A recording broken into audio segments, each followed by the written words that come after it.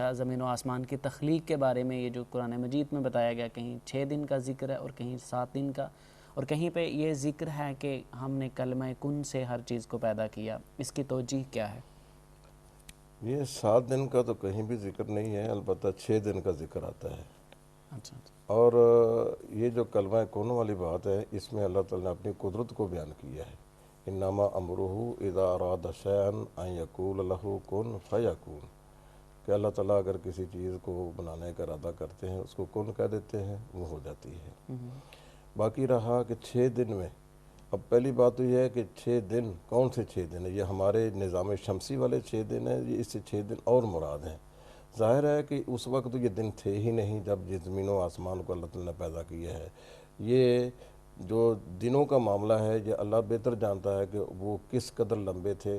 قرآن پاک میں یہ بھی آتا ہے کہ ان یوم عند ربک کا 50,000 سنہ، ایک جگہ پہ آتا ہے یہ 50,000 سال کا ہے، ایک جگہ پہ آتا ہے کہ 1,000 سال کا ہے۔ جی، تو یہ دنوں کی جو تخلیق کے بارے میں آیا ہے، کتنے دنوں میں پیدا کیا ہے، اس میں حکمت یہ بتلائی گئی ہے کہ اللہ یہ ہمیں سبق دینا چاہتے ہیں کہ اللہ اگرچہ یہ قادر تھا اس بات پر کہ اس کو ہم کلمہ کن کہہ کر پیدا کر دیتے، لیکن اللہ تعالیٰ نے اس کو شاید اتنے 7 دن بھی کہا گیا ہے قرآن مجید میں۔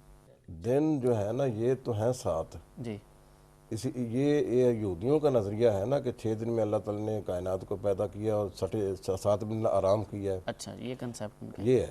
تو اللہ تعالیٰ نے قرآن پاک میں اس میں تردید کی ہے کہ ہم نے زمین و آسمان کو 6 دن میں پیدا کیا، وما مسنا باللغوب، ہمیں کوئی تھکاوٹ نہیں ہوئی۔ یہ یہودی ہمارے ذمہ لگا رہے ہیں کہ ہم نے 7ویں دن آرام کیا ہے، یہ غلط کہتے ہیں۔ اچھا ہاں، یہ 6 دن کا ہی ذکر آتا ہے کہ 6 دن میں پیدا کیا ہے۔ ٹھیک ہے، لیکن یہ دن جو ہیں یہ ہمارے نظام اس میں شمسی حکمت والے، یہ ہے کہ انسان کو چاہیے کہ تدریجاً اپنے منصوبوں کو پایہ تکمیل تک پہنچائے۔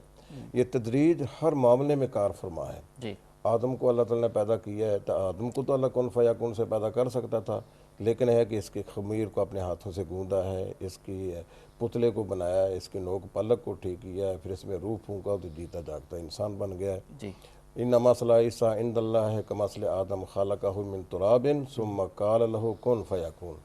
یہ سب کچھ کرنے کے بعد پھر اللہ تعالیٰ نے اس کو کون کہا تو وہ جیتا جاگتا انسان بن گیا۔ جی یعنی یہ تدریج ہے، بچے کی پیدائش اس میں بھی تدریج ہے۔ یہ تدریج کے اصول کو سامنے رکھا جائے۔ یہ جو ہماری شریعت ہے اس میں بھی تدریج ہے۔ ابتداً شراب کو حرام نہیں کیا گیا ہے، اس کے کئی مراحل آئے ہیں۔ سود کو ابتداً حرام نہیں کیا گیا، اس کے کئی مراحل آئے ہیں۔ ہر کام میں تدریج رکھنی چاہیے کہ آہستہ آہستہ اس کو پایہ تکمیل تک پہنچایا جائے۔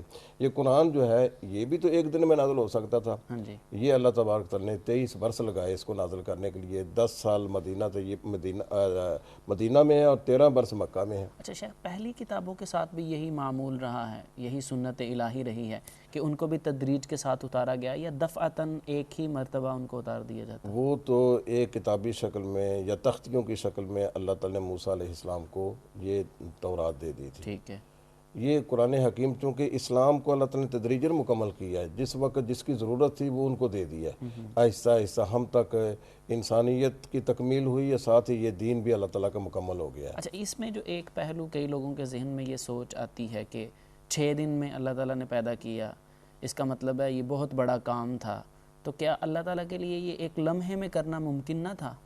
تو یہ اللہ تعالیٰ کی کن کہنے سے یہ سب کچھ، میں نے تو آپ سے پہلے عرض کیا ہے نا کہ یہ ممکن کیا، اللہ کی قدرت ہے۔ یہ جی جتنے بھی آپ کو پہاڑ نظر آ رہے ہیں، دریا، سمندر اور جنگلات نظر آ رہے ہیں، یہ صرف کلمہ کن کہنے کے بعد اللہ پیدا کر سکتا تھا، جی لیکن ایسا نہ کیا ہے۔ زمین کو اللہ تعالیٰ نے 2 دن میں پیدا کیا ہے، اس کے اندر جو صلاحیتیں ہیں نمو کی اور اس کی جو صلاحیتیں ہیں پیدائش کی، اس میں اللہ تعالیٰ نے مزید 4 دن لگائے ہیں۔ اس طرح آسمان ہے، آسمان کے اندر جو قوتیں ہیں، تو اس کو اللہ تعالیٰ نے تدریجاً پیدا کیا ہے۔ کر سکتا تھا لیکن نہیں کیا ہے، اس لیے نہیں کیا ہے کہ انسان کو سبق سکھانے کے لیے کہ انسان کو بھی چاہیے کہ اپنی زندگی میں اس اصول کو اختیار کرے، تدریج والے اصول کو، عجلت سے باز رہے اور درجہ بدرجہ اپنے کام